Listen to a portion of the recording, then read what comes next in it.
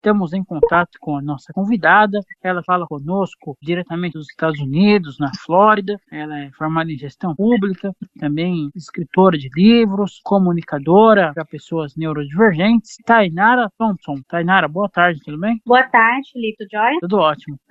Tainara, primeiramente eu vou pedir para que você, como a gente tem várias pessoas com deficiência visual ouvindo nosso programa, para que você faça a sua descrição. Tá, então eu sou a Tainara Thompson, eu sou uma pessoa de estatura média, eu tenho 1,58 m, eu tenho 80 quilos, estou acima do peso, devido às medicações que a gente acaba utilizando, né?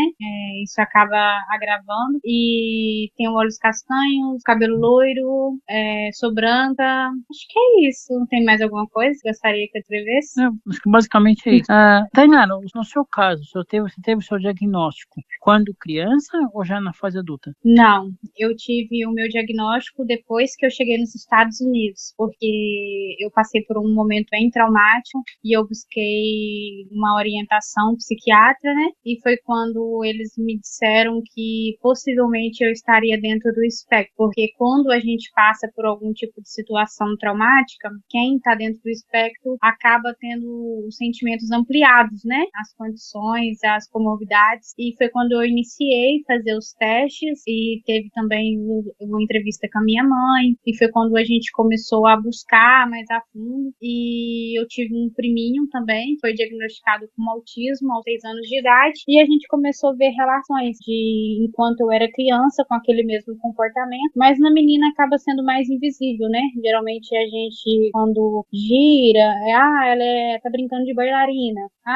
ela tá caladinha, porque, tipo assim, tem que ser comportada. Outra hora, quando a gente ficava muito agitada, é porque um coleguinha estressou. Uma menina sempre tem que manter um padrão, né? E como eu tinha muitas primas que regulavam a idade comigo, então a gente acaba sempre mascarando, né? Eu imitava, queria ser igual a ela, e aquilo acabou que disfarçou, e também não falava assim isso antigamente, não falava assim autismo. A minha avó, que morreu em 2012, ela era chamada de endemoniada pela igreja, de louca pelo mundo, e hoje eu compreendo que a minha avó também possivelmente era uma mulher autista, e que ela chegou a um ponto da vida que ela começou a regredir, e por isso que ela foi rotulada com aqueles nomes, que as pessoas não entendiam, não compreendiam, e por ignorância, né, do momento, acabaram que fizeram com que ela sofresse tanta violência psicológica. Tanto que quando o meu diagnóstico veio, o primeiro livro que eu escrevi foi o Sempre Estivemos Aqui, que é onde eu retrato a memória dela, e eu deixo claro que o autismo não começou ontem, ele não começou em 2013, ele está presente desde o princípio, mas que por incompreensão e por ignorância, as pessoas tinham muitos rótulos no passado que acabava que agravava, né, a situação da pessoa, porque é muito triste você viver esses momentos de violência psicológica. Sem dúvida. E as suas formações, você já tinha ela aqui no Brasil ou você estudou depois de chegar nos Estados Unidos? A analista comportamental eu estudei aqui nos Estados Unidos. E as outras? As outras no Brasil. No Brasil. Isso. Com muito custo. A primeira faculdade que eu fui fazer foi no Tocantins, Relações Internacionais na época, e eu não dei conta de fazer, porque era presencial, era uma universidade federal, e aquilo gastou muito a minha energia, e na época eu achava que era saudade de casa, né? Porque eu dava crise de pânico, até que eu voltei para Minas Gerais, que eu sou de Minas Gerais, interior de Iteumi, uma cidade próxima a Governador Valadares, e foi quando eu desisti da minha primeira faculdade. Depois disso eu tentei várias outras também,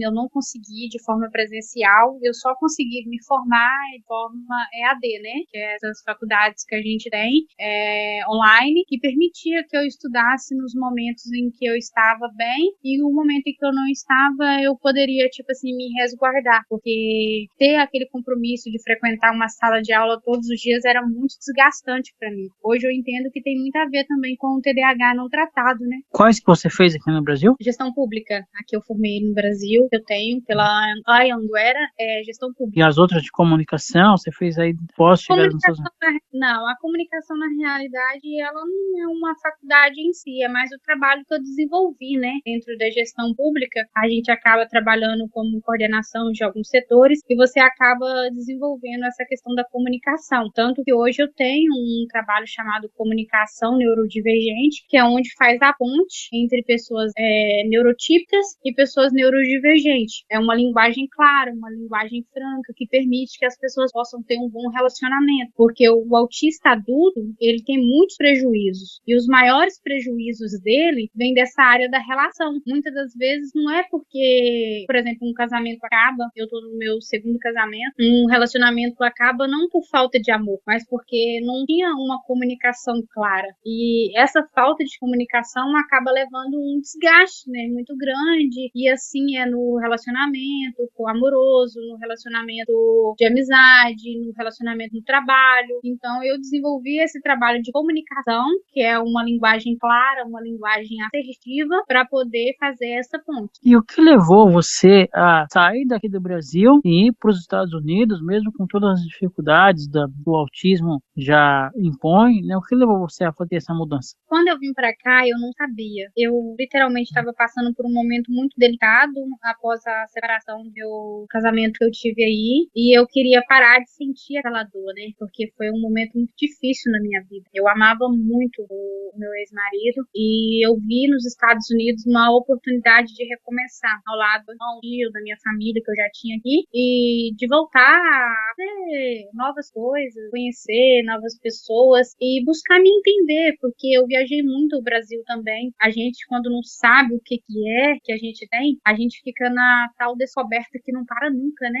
Então eu frequentei muitas cidades, frequentei muitas igrejas e eu nunca me encontrei de verdade. Eu só me encontrei a partir do momento que eu recebi um diagnóstico assertivo de quem eu era, que eu comecei a entender, a estudar e a nomear os meus sentimentos. E através da análise comportamental, isso foi muito importante, porque ali eu consegui fazer essa linguagem técnica, uma linguagem técnica, porém humanizada. E além dessa questão do autismo, você tem alguma outra questão, por exemplo, TDAH, altas habilidades, alguma coisa assim? Sim, eu tenho TDAH e a superdotação. No seu caso, a superdotação, ela aparece em qual sentido? No sentido de aprendizagem, como que eu falo, intelectual. Eu tenho facilidade de aprender muitas coisas de forma teórica. Eu não tenho altas habilidades porque eu tenho muita dificuldade de executar as coisas. Então, se o meu conhecimento ele é muito teórico, eu consigo absorver qualquer conhecimento de forma teórica, mas eu tenho muita dificuldade de manusear arte, de fazer alguma coisa com as mãos, pintura, desenhar, colorir,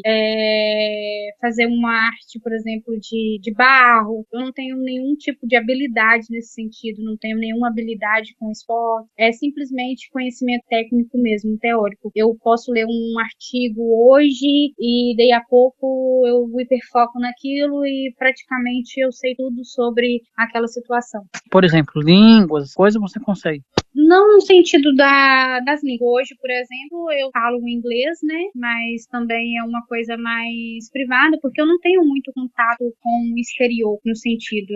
A minha comunicação é mais familiar mesmo, né? Hoje eu sou uma pessoa familiar. Eu sou mãe adotiva, né? Socioafetiva, na verdade, porque o meu esposo já tem um filho de 17 anos, que também é autista nível 3, de suporte, e eu sou o suporte dele e o meu esposo é o nosso suporte. Então, se eu dedico muito à maternidade, a ficar com ele, a dar carinho, a dar amor, porque eu sempre falo que a cura pro autismo é o amor, é a compreensão. Não tem um remédio, né? Mas tem um acolhimento. E o meu filho hoje, ele é muito abençoado, ele raramente tem algum tipo de crise. Quando ele tem também, rapidamente ele consegue se regular e a nossa vida é muito privada. O meu marido, por exemplo, também não gosta de ficar se expondo.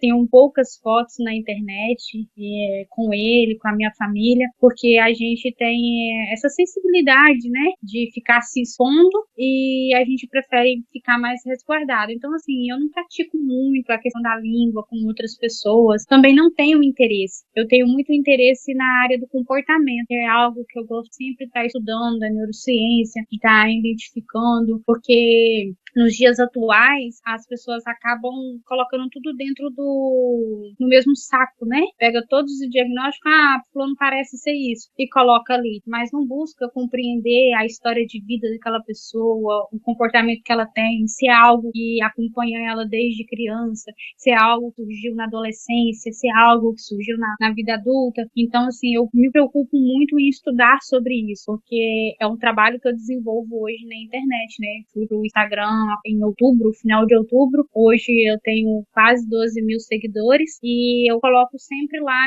esse tipo de comunicação, que é nomeando, né, os comportamentos, o que a pessoa é, o que a pessoa sente, porque muito autista não consegue nomear. Ele sente, mas não consegue dizer o que é exatamente que ele está sentindo. Você já escreveu vários livros, eu queria que você comentasse um pouquinho sobre eles. Eu tenho 5 livros escritos. Eu tenho Sempre Estivemos Aqui, eu tenho O Casamento que Ninguém Te Ensinou a Ter, Diamantes a Lapidar, Maria Escolheu a Melhor Parte e o Sexualidade Autista, Nem Tudo é Trauma. Todos eles são de análise comportamental e todos eles falam sobre a neurodivergência. O Casamento que Ninguém Te Ensinou a Ter é um livro que pode ser lido também com neurotipos no sentido de entender a comunicação dentro do casamento. Ele não é só uma comunicação neurodivergente, né? Mas todos eles são voltados para essa parte, para que as pessoas entendam que uma comunicação clara salva muito relacionamento, salva relacionamentos conjugais, de amizade, de trabalho, porque comunicar não é só falar. Comunicar é falar, é entender, é compreender, é buscar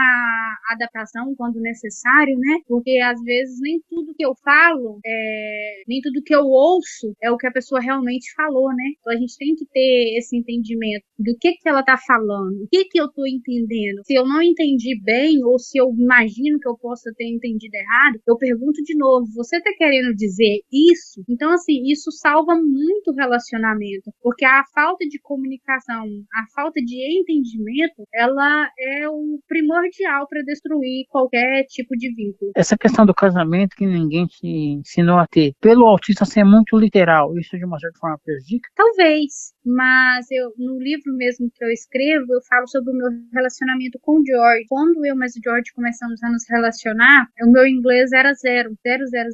E então, assim, a tendência é que a comunicação ficaria muito difícil, né? E acabou que não, porque nós desenvolvemos uma terceira linguagem, que eu falo que é a linguagem do amor. Quando você ama uma pessoa, você está disposto a ouvir, você está disposto a entender, é o que eu falei. Por exemplo, eu e meu marido, a gente tem um código, que é o Look at Me. No caso, olha pra mim, né? Me olhe. É uma coisa que a gente fala quando a gente precisa falar algo sério. Então, como a gente tem uma língua materna diferente, muitas das vezes esse tipo de momento, ele é necessário para que a gente se entenda. É o que eu falei anteriormente. Nem tudo que eu ouço é o que realmente eu entendi. Mas então, aí você escrevia quando você não sabia inglês?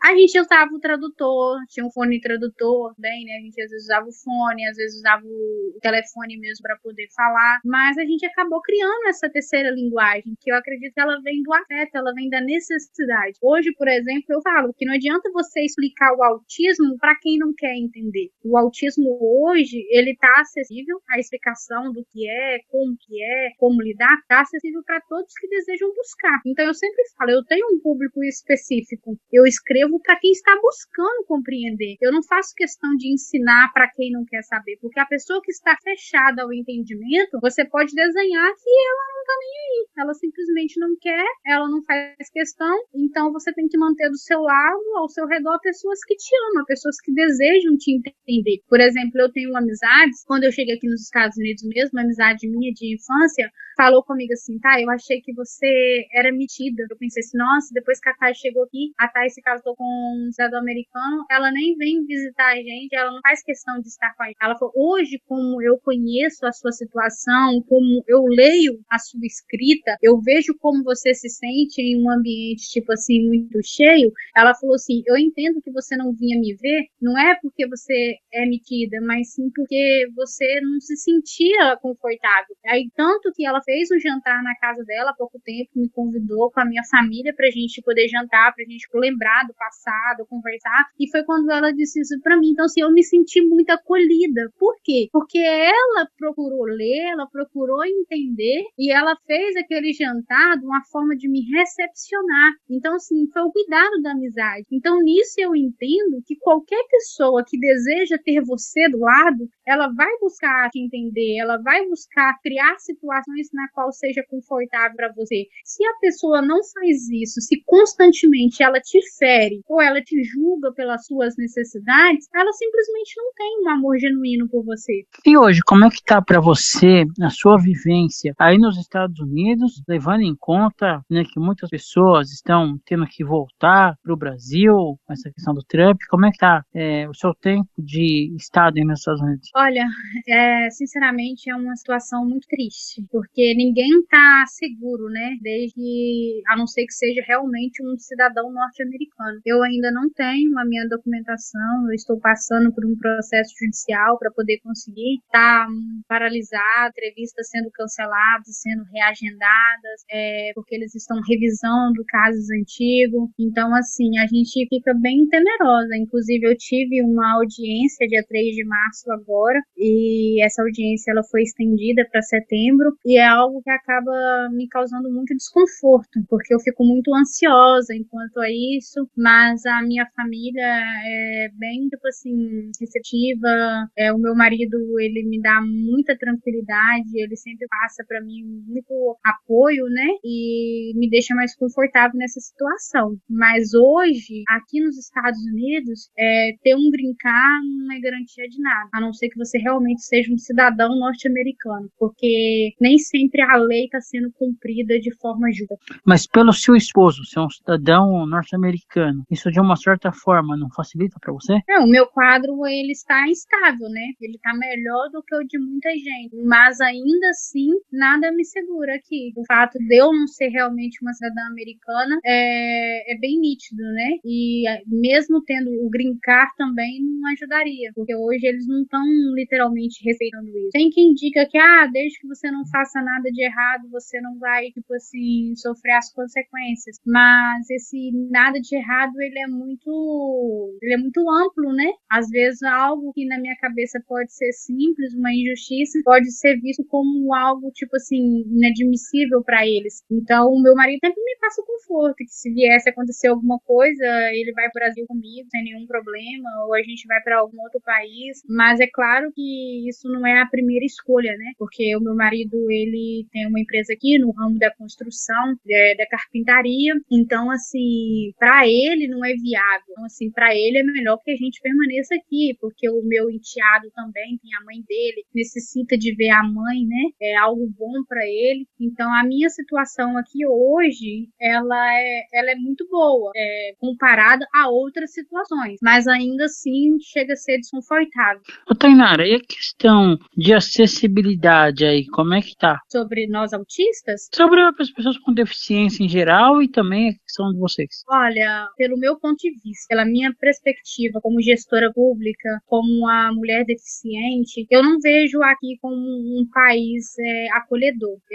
Os Estados Unidos é um país capitalista. Então, quando você fala capitalista no sentido literal, no sentido amplo, você vê que é um país que ele quer pessoas que produzem. Então, qualquer pessoa que para eles claramente não seja tão produtivo é um peso, né? Inclusive, eu vejo muita pessoa falando assim, nos Estados Unidos tem muita, como que eu falo, muita inclusão. A gente vê pessoas, tipo assim, deficientes, autistas, no caso, às vezes trabalhando no supermercado, Walmart, e isso coloca a pessoa no mercado de trabalho. Só que a verdadeira inclusão não é colocar a pessoa só no mercado de trabalho, é dar a essa pessoa uma qualidade de trabalhar. E a gente sabe que, na maioria das vezes, para a maior parte de nós, autistas, o mercado é um lugar extremamente invasivo. Inclusive, eu prefiro fazer as minhas compras por aplicativo, para não ter o desgaste de ir ao mercado, o barulho, a movimentação, tudo isso, para mim, me desregula. Então, eu acredito que muitas dessas pessoas que, para quem está ao redor, é bonitinho, tá ali trabalhando, para essas pessoas isso pode ser uma tortura psicológica, literalmente. Ela faz isso porque ela não tem escolha. Aqui não tem de prazo. Aqui a pessoa tem que trabalhar mesmo. Trabalham muitas horas, não é poucas horas. E se ela não fizer isso, ela não tem dinheiro para comer, ela não tem dinheiro para pagar um aluguel, ela não tem dinheiro para poder cuidar de, porque aqui tudo você paga seguro, tudo é de forma privada. Então, assim, eu acho, na minha opinião, como gestora pública, que a inclusão nossa aqui nos Estados Unidos, ela é zero. Inclusive, tem pesquisas que 57% dos autistas adultos não estão inseridos no mercado de trabalho trabalho, porque é meio que encostado de lado, né? Tipo assim, você não produz muita coisa, você é um peso, então fica aí. É aquele ditado, quem não ajuda também não atrapalha, né? Então, eu vejo dessa forma. Eu acredito que Mas tem algum deveria ser tipo de melhor. trabalho home office? Tem muitos que trabalham em home office. Quem tem condições, por exemplo, quem é nível 1 de suporte, igual o meu caso de consultoria, mas eu faço consultoria mais para empresas brasileiras, né? É algo que eu desenvolvo, mas para o norte-americano, ele pode ser, às vezes, um analista de sistema, um programador. Então, esse tipo de trabalho a pessoa consegue fazer de forma remota, né? Mas muitos outros não. Muitos outros teriam que ser de forma presencial. Mas eu acredito que para ter uma verdadeira inclusão, deveria respeitar o tempo fisiológico do neurodivergente, né? O neurodivergente, ele produz muito quando ele tá bem, mas se ele ficar sobrecarregado, a gente sabe que aí ele vai vir um burnout, enfim, vai ter várias situações que vai deixar ele bem, tipo assim, desgastado, né? Recentemente, no último final de semana, você esteve numa situação bem complicada, né, de burnout. Eu queria que você falasse um pouco sobre isso, né, o que ocasionou esse problema com você. Na realidade, é uma soma, né? O burnout autista, ele não é o burnout comum, onde a pessoa tem um excesso de trabalho que leva ela à exaustão. O autista, isso vem se acumulando das situações do dia a dia. E eu acredito que a minha foi por essa ansiedade, ter que passar por uma audiência de imigração e acumulado também com a questão das redes sociais. É algo que eu vim por indicação do meu terapeuta. Ele disse para mim assim, tá, esse livro é muito bom para ficar exposto apenas numa livraria, você deveria ir para o digital, escrever sobre isso, para que as pessoas conheçam a sua escrita, porque isso é terapia, isso ajuda outras pessoas, né? Porque quando você nomeia aquilo que você sente, fica mais claro, fica mais fácil. Só que para mim foi desgastante. Inclusive, muitas pessoas pediram para que eu gravasse entrevista com outros neurodivergentes, que ampliasse além da escrita, e eu até tentei, mas eu fiquei muito cansada, eu fiquei muito esgotada, e tanto que eu parei. Eu parei para me cuidar, porque hoje eu entendo o meu limite, eu respeito o meu limite, né? E eu falei, não, se eu não parar agora, eu vou dar uma crise severa. E quando eu estou numa crise severa, que já aconteceu em outros episódios, eu começo a ter ataque de pânico, eu não consigo dormir direito, eu tenho insônia, eu já fiquei 9 dias sem dormir, literalmente. Nossa. 9 dias, eu não dormia, e eu comecei a ter ataque de pânico, e eu comecei a tomar a medicação cada vez mais forte para ver se eu dormia, porque a médica falou com a veterinária, você precisa parar, você precisa dormir, você tem que descansar. E eu comecei, numa dessas trocas de medicações, eu tive alucinações, eu lembro perfeitamente do dia, e eu chorava pela minha mãe, eu gritava pela minha mãe como um bebê, literalmente, tipo assim, pra minha mãe me acolher, me socorrer, e por fim eu consegui regularizar a comunicação e a medicação, né, e eu fui melhorando, e daquele tempo, mas foi dias terríveis. Na época eu trabalhava para uma empresa por lá, aí no Brasil, e eu lembro que eu liguei para essa minha chefe e falei com ela, olha, eu fui na médica por conta dessa situação assim, assim, assim, e ela me deu um atestado de 14 dias, mas eu não queria. Eu falei com ela assim, eu posso ir trabalhar, porque quando a gente precisa trabalhar para comer, a gente não tem muita escolha, né? E naquela época a minha mãe tinha recém se separado do meu pai, eu estava ajudando ela, tipo assim, com a despesa de casa. Se ficasse para ela fazer tudo sozinha, ficaria muito complicado, e eu tinha muito medo disso. E essa minha chefe virou para mim e falou comigo assim, se você não quisesse o atestado, você não teria buscado o posto de saúde. E ela falou assim, e eu preciso de uma pessoa disposta para trabalhar, você tem que ver suas condições, se você não estiver disposta, talvez seja melhor você sair. E eu me senti muito mal, porque eu dava vida por aquela empresa que eu trabalhava, e eu falei com essa pessoa quando eu retornei, falei com ela assim, olha, eu vou ser sincera pra você, o dinheiro que eu ganho aqui não tá dando pra eu poder ajudar nas despesas da casa, que a gente tava com um custo de vida bem elevado. Eu falei com ela assim, eu não consigo e tal. Ela virou pra mim e falou comigo assim, se eu passar pra você na comissão, assim, assim, pra você ficar melhor, eu falei, olha, a gente pode tentar. E eu tentei. E naquela época, realmente, como que o dinheiro faz diferença na vida da gente, gente? Quem fala que não faz é mentira. Não tem como você falar que o dinheiro não muda você, porque muda sim. Quando você tem dinheiro, você consegue se cuidar, você consegue pagar uma terapia, você consegue pagar um esporte para praticar ali, você consegue sair, você consegue, tipo assim, não literalmente socializar, que já não era o meu caso, mas só o fato de poder sair com a minha mãe, comer, tipo assim, uma churrascaria, comer uma pizza, ter uma qualidade de vida, tudo isso melhora, né, a nossa qualidade de vida e faz a diferença. E eu consegui me equilibrar. Hoje eu estou desenvolvendo um projeto aqui nos Estados Unidos chamado Viva 360 Global. Por quê? É um projeto que eu quero fazer para que possa incluir as pessoas neurodivergentes de forma justa no mercado de trabalho. O neurodivergente, ele poderia, igual muita gente fala assim, tem muita gente hoje buscando laudo para poder se aposentar, para poder ter o benefício, o BPC. Gente, R$ 1.600 não dá pra gente pagar nem as nossas terapias. Você sabe disso perfeitamente, que você for pagar um psiquiatra hoje aí é R$ 700 uma consulta do psiquiatra ou um valor mais acessível. Você vai pagar uma sessão de terapia, nada. Inclusive, aí nos Estados Unidos tem alguma coisa semelhante ao BPC? Tem. O meu enteado, ele recebe uma aposentadoria por invalidez, é uma aposentadoria privada que o pai dele pagava, é equivalente a 900 e poucos dólares. Então, assim, é algo que dá para poder comprar alguma coisa com ele, mas em vista da qualidade de vida aqui, do dinheiro que a gente precisa para viver, é a mesma coisa ou pior do que no Brasil, porque tipo 900 Mas dólares essa não dá aposentadoria é para sempre ou como funciona? Ele passa por avaliações, no caso. Então, tipo assim, pode ser que algum dia eles possam determinar que ele não tem mais direito a essa pensão. Mas como o nível dele é nível 3 de suporte, eu acredito que é bem difícil de ser negado na perícia, né? Mas é periciado também, igualmente aí no Brasil. Pelo menos aqui no estado da Flórida. Porque aqui nos Estados Unidos muita coisa muda de um estado para o outro, né? Não tem, assim, às vezes uma coisa que é geral do país todo. Então eu não posso falar pelo país inteiro nessa parte. Ô, Tainara, e uma coisa que está tendo, não bastante, mas algumas pessoas estão tendo aqui no Brasil, na questão do autismo, é a questão do cão de assistência, né? Cão de serviço, cão de assistência. E aí nos Estados Unidos, como é que tá essa questão?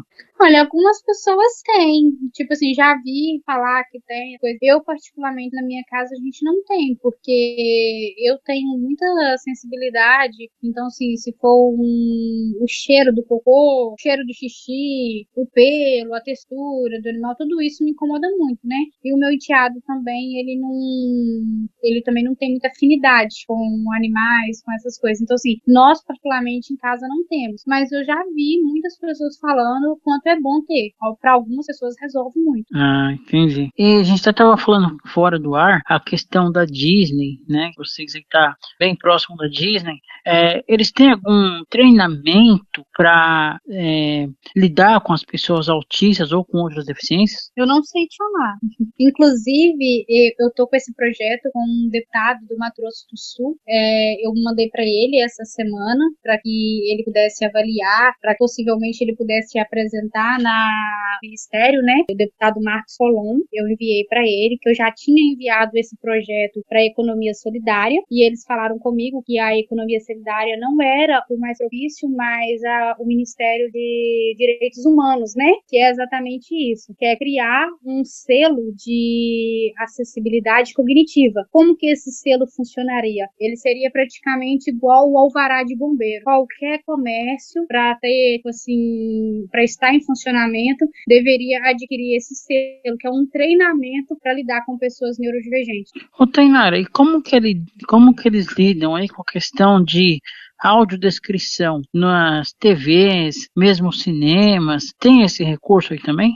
Eu não frequento ambientes, tipo assim, público, essas coisas. Então, assim, nessa parte, eu não tenho como falar como funciona. Em casa, isso é bem acessível, porque a gente coloca, né, legenda, essas coisas. O meu enteado, apesar dele ser N3 de suporte, ele fala 4 línguas. Ele fala o inglês, ele fala o espanhol, ele fala russo e o português. Quando ele quer falar, mas ele fala. 4 línguas? Isso, aham. Tem alguém que fala com ele essas línguas? Ele aprendeu, tipo assim, convivendo com as pessoas. Por exemplo, igual eu falo português, ele aprendeu a falar o português, assim, ele não dialoga comigo claramente, tipo assim, vamos bater um papo. Mas se ele falou algo comigo em inglês, rapidamente ele fala pra mim a mesma coisa em português, no caso, tipo assim, se você não tá me entendendo em inglês, eu vou falar em português, né? Então, assim, ele tem uma habilidade de aprender línguas muito grande. E o russo? Por que ele fala o russo? Porque o pai dele trabalhava com uma pessoa que falava e ele aprendeu a falar. Que bacana. E o espanhol também, porque aqui na Flórida muita pessoas falam espanhol, né? A Flórida tem muito pessoa que é latinos e É meio que a segunda língua, né? na realidade, eles também aprendem, né, no ensino médio aqui, o espanhol. E também tem muito latino aqui, tem muitas pessoas de Cuba, tem muitas pessoas do Porto Rico, né, do México, Brasil. Geralmente a comunidade latina, ela é muito forte aqui na Flórida. Ô, Tainari, seus livros, eles ainda estão disponíveis aqui no Brasil? Sim, inclusive eles estão disponíveis no meu Instagram. Lá tem um site, né, o link, que é www.tainaraThompson.com.br. A pessoa consegue comprar eles lá, os e-books. O livro físico, eu tenho ele pela editora Raízes Cristãs, que é www.editoraраизесcristãs.com.br. E você tem ele também em audiolivros? Não tenho. Tá sendo uma procura, já vi pessoas falar sobre isso comigo, mas eu preciso, na realidade, buscar um profissional que faça isso, mas eu acredito que não deve ser muito barato, né, para poder fazer esse tipo de trabalho. Por isso que eu falo que a acessibilidade, ela não é para todos, a acessibilidade, ela é para quem tem dinheiro, porque, infelizmente, fica caro a gente trabalhar com esse tipo de material. E o livro em braille, você já teve alguma vez? Não tenho, também não. Além desses 5 livros, você já está escrevendo mais algum? No momento, não. No momento, eu tenho me dedicado a esse projeto. Eu disse, é o projeto Viva 360, que é para poder, tipo assim, colocar as pessoas no mercado de trabalho. Eu tenho uma convicção que aproximadamente em 2028 eu devo retornar ao Brasil e eu quero colocar esse projeto em prática e eu quero apresentar ele para outros deputados, quero apresentar senadores, governador, enfim, eu quero buscar que esse projeto seja desenvolvido, porque é algo muito necessário. Todos saem ganhando. Você está aí nos Estados Unidos há quanto tempo já? 3 anos. 3 anos. Por você ter a hipersensibilidade a muitas coisas, qual foi a principal dificuldade para você se adaptar aí nos Estados Unidos? A comunicação, porque como eu não tinha o inglês como base, né? Nada, e assim, eu já tinha o problema de às vezes ser mal interpretado em português, ser mal interpretado bem na língua inglesa, me gerava muita dificuldade, porque me dava dor de cabeça, me dava crise. Inclusive, até hoje, eu evito sair sozinha. Eu gosto de sair junto com meu marido, porque ele fala por mim, literalmente, e eu não me importo com isso. Às vezes a gente vai no restaurante, aí eu escolho uma comida, aí ele já sabe o que eu gosto de comer, porque eu tenho seletividade alimentar, então eu como sempre as mesmas coisas, né? Então ele já faz o meu pedido, e isso me deixa muito segura, porque eu fico desesperada quando eu tento falar algo e que a pessoa não me compreende. Porque aqui também tem muita gíria, né? Então, às vezes eles falam muita gíria, às vezes fala, tipo assim, uma palavra que não é da minha compreensão, e isso me deixa muito desgastada, até hoje, inclusive. Tanto que a gente sempre vai nos mesmos restaurantes, eu peço sempre a mesma comida, e eu sempre falo com ele, tipo assim, o que eu já quero, e ele já pede, e pra mim isso é bem mais fácil. Ah, facilita bem, né? Deixa muito mais ele, fácil. ele é o meu suporte, né? Às vezes as pessoas falam assim, você não parece autista. Mas é exatamente nesses detalhes aí que a gente vê a dificuldade. Uma pessoa típica, ela consegue ir no restaurante, ela consegue fazer o pedido dela, se a pessoa falar algo com ela, ela vai entender se tem, se não tem. E pra gente isso acaba virando um desespero, né? Quando você não é compreendido, quando você não é entendido. Então, assim, tudo isso pra mim é muito difícil. Então, eu sempre falo, por que eu sou nível muito suporte? Porque para muitas coisas eu preciso do meu marido, principalmente para quando eu tenho que fazer atividades extras longe de casa, fora de casa. Dentro de casa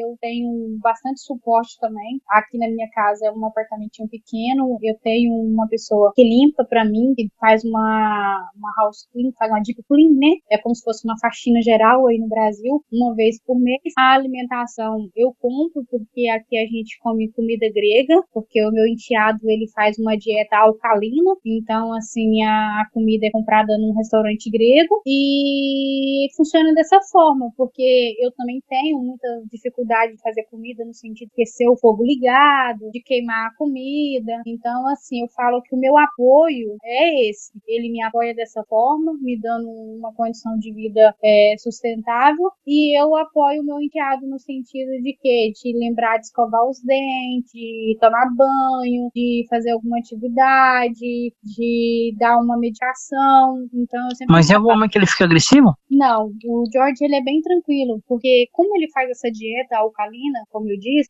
não tenho muita propriedade para aprofundar no assunto, mas o pai me disse que sim, ele era autista nível 3 severo, enquanto criança, tinha muitas crises, se batia em outras pessoas, inclusive quando eu conheci ele também, o princípio da nossa adaptação foi um pouco difícil, ele me mordia, me beliscava, mas assim, eu acho que tudo é ação e reação, né? Como ele recebe muito amor de mim, muito carinho, isso parou de acontecer, isso parou de ocorrer, e a alimentação ajuda bastante ele, porque são alimentos anti-inflamatórios, né? Então, o intestino inflamado deixa a pessoa bem irritada. E como ele faz essa dieta alcalina, essa comida grega, uma comida saudável, ele é bem tranquilo. É muito raro ele desregular. Para ele desregular mesmo, é só se ele tiver num dia com muita saudade da mãe dele, da biológica, e ela não puder ver ele, ou se ele sair com ela e aconteceu algum episódio, tipo assim, na rua, para ele poder se desregular.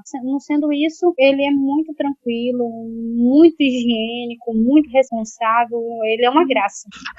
E o cordão de girassol, vocês utilizam aí também nos Estados Unidos para identificação? Não é comum. Eu, para falar a verdade, nunca vi ninguém portando nenhum tipo de identificação assim clara. Geralmente, às vezes, alguma camisa, né, com um nome, altas, no caso, mas nada tão, tipo assim, claro como no Brasil. Inclusive, na realidade, eu acho que o cordão no Brasil, ele perdeu muito sentido, né, porque algo que deveria ser utilizado para o portador acaba sendo vendido, comercializado de forma tão ampla que até mesmo pessoas que não são fazem uso. Algo que não deveria ser certo, mas a gente sabe que tem pessoas de mau caráter de todo tipo. Esses dias mesmo eu vi até um vídeo de um rapaz rindo, falando que ele comprou o cordão para poder carregar o cartão dele e que ele não sabia nem o significado do cordão e que ele foi parado num estabelecimento falando que ele tinha uma fila preferencial e ele perguntou por quê. Ele falou, mas você não é autista? Ele, não sou não.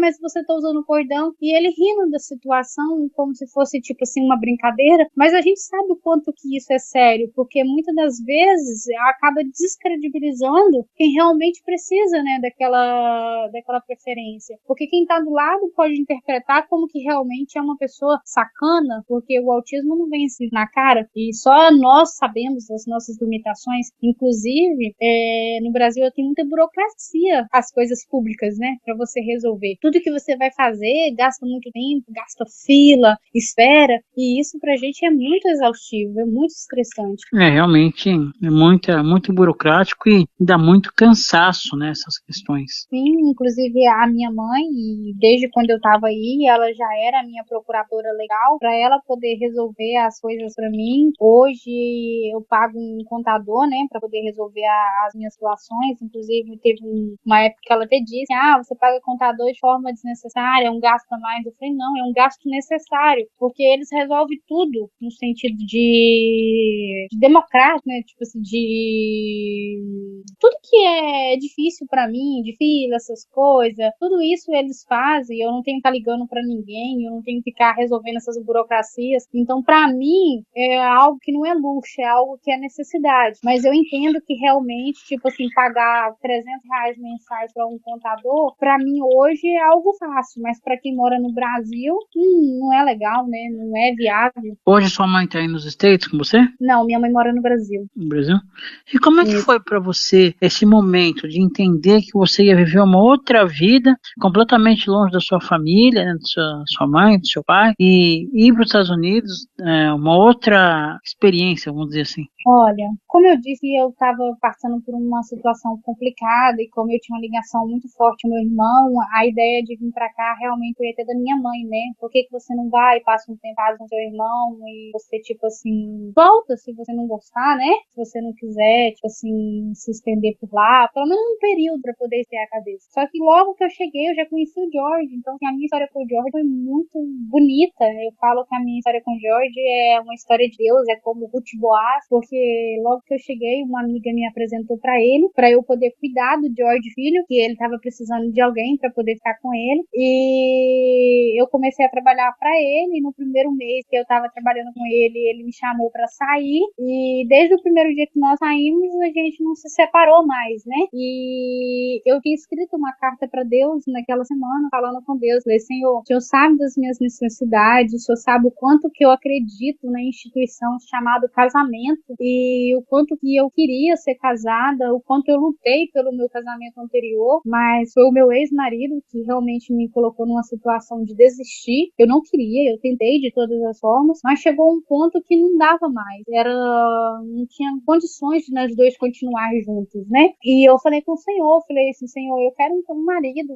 me ame, um marido me acolha, um marido seja assim, assim, assim, que goste de ficar em casa, porque no meu antigo relacionamento, meu ex-marido falava que eu parecia uma velha, que eu gostava de ficar muito em casa, que ele estava perdendo a juventude dele, preso em casa, que ele queria sair, que ele queria se divertir com os grupos de amizades, né? E assim, eu não falo que ele estava errado, é algo que ele queria, é algo que ele necessitava, mas eu realmente não gostava, porque todos esses ambientes me deixavam muito sobrecarregada. Então, como eu não queria ir, a gente acabava brigando muito, né, por conta disso. E eu pedi para Deus que o meu marido me entendesse. Então, assim, como o George já tinha o George filho, que também é autista em N3 de Sport, o meu marido, eu acredito que ele também seja neurodivergente, mas ele nunca procurou saber, né, nunca fez nenhum teste, nem nada, mas só de eu saber hoje a questão de análise comportamental, de ver o comportamento dele, eu acredito que ele também seja, mas isso ajudou muito o fato dele me compreender, porque, igual eu falei, nós temos uma vida muito restrita,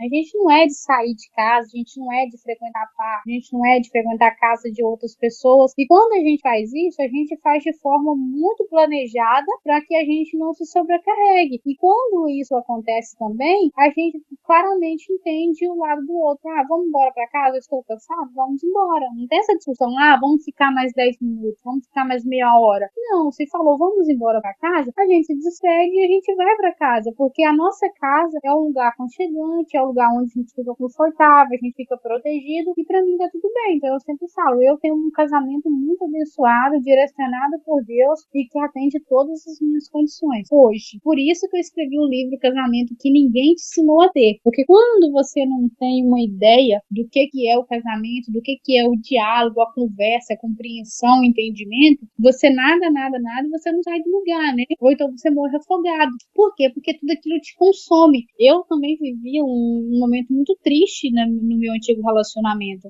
Passei várias vezes por crises de ansiedade, por insônias, tomando remédios depressivos. Então, assim, era uma loucura a minha vida. Uma dor de cabeça, inclusive na época eu sentia muita dor de cabeça, muita mesmo. Hoje eu sei que é pela tensão, né, da gente, mas naquela época eu fui diagnosticada até com cefaleia. Então, assim, era algo que realmente estava me matando. E, da mesma forma que estava me matando, literalmente, se o meu ex-marido mudasse o comportamento dele, ele iria morrer de tédio. Ele iria morrer de, como se diz, de tristeza por abdicar a vida dele, os gostos dele, para ficar com uma pessoa que era totalmente incompatível. Então, nesse meu livro mesmo, Casamento que Ninguém Te Ensinou a Ter, apesar de eu fazer análise comportamental, de eu fazer menção da Bíblia, porque eu sou uma mulher cristã, ele não é um livro que vai salvar casamento, no sentido de restaurar. Ele pode ser um livro que vai trazer clareza para a pessoa entender que o casamento dela existe uma incompatibilidade que não é possível seguir adiante. Inclusive, isso é bíblico, que é o julgo desigual, né? Não tem condições. Então, assim, foi através da minha experiência, dos meus estudos, que eu consegui nomear tudo isso e colocar no livro. Que legal, parabéns.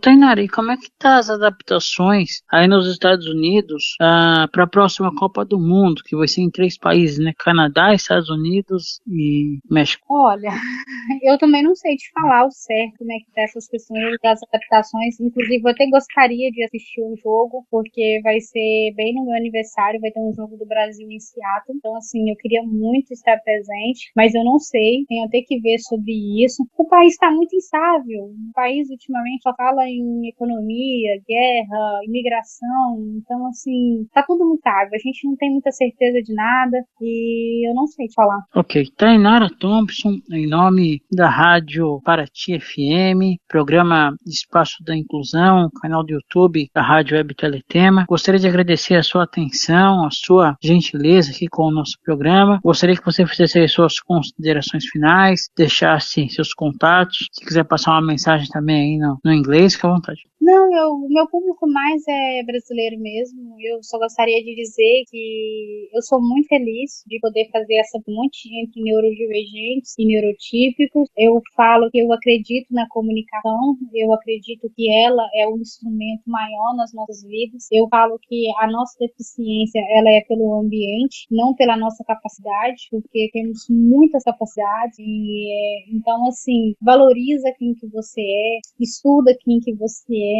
A autodescoberta é muito importante para que a pessoa possa estar buscando orientações, buscando o caminho certo, terapias corretas. Terapia não é só conversar, terapia muda a vida. O ambiente em que você vive muda a vida. Se você vive num ambiente caótico, num ambiente que desgostoso, tudo isso influencia muito nas suas comorbidades. Então, busca se acolher, se cuidar, que a gente sempre encontra coisas boas. Não adianta a gente ficar se apegado em algo que continuar se machucando e machucando quem está ao nosso redor, porque o fato de sermos deficientes não significa que nós somos bons em tudo. Muitas das vezes nós machucamos outras pessoas, nós ferimos outras pessoas, então a gente tem que trabalhar isso também, que o mundo não vai parar por conta de nós, mas existe sim formas de o mundo olhar para nós, olhar com carinho, olhar com respeito, se posicionar da forma correta e se amar. Falo que a gente tem que se amar em primeiro lugar, porque quando a gente se ama, a gente busca sim uma qualidade de vida melhor, a gente busca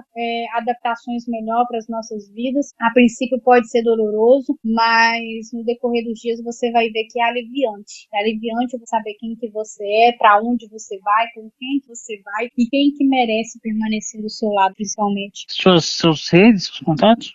O meu Instagram é escrita neurodivergente e no meu Instagram a pessoa encontra todos os meus outros contatos, encontra canal, encontra o meu site com os livros, encontra meu WhatsApp, e-mail. Lá também fala mais sobre a minha jornada profissional, o que eu faço, o tipo de assessoria que eu dou, o tipo de capacitação que eu realizo. Tá tudo lá, www.thompson.com.br. Ok, conversamos com a gestora pública, escritora Tainara Thompson, aqui na Rádio Paraty FM, programa Espaço da Inclusão.